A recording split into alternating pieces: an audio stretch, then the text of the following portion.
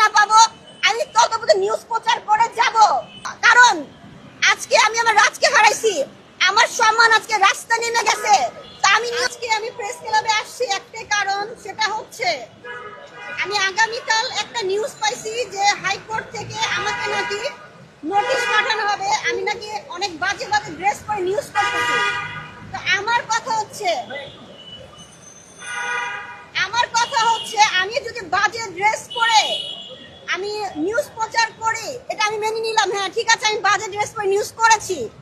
যে অ্যাডভোকেট সাংবাদিকদের নিয়ে নিউজ করতে চেয়েছিল, নোটিশ করতে চেয়েছে, তার নাম হচ্ছে আনোয়ার, হাইকোর্টের অ্যাডভোকেট। তো আমার সে হাইকোর্টের অ্যাডভোকেটকে একটা কথা বলাই দরকার, একটা কথা বলতে চাই। আজকে 1 মাসের বেশি হয়ে গেছে, আজকে 1 মাসের বেশি রাজকে নিয়ে আমি নিউজ করতেছি।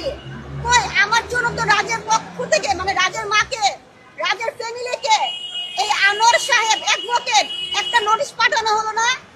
আমার কাপড় নিয়ে অ্যাডভোকেটের এত প্রবলেম যে আমি বাজে কাপড় পরে নিউজ প্রচার করছি, সমাজকে নষ্ট করতেছি।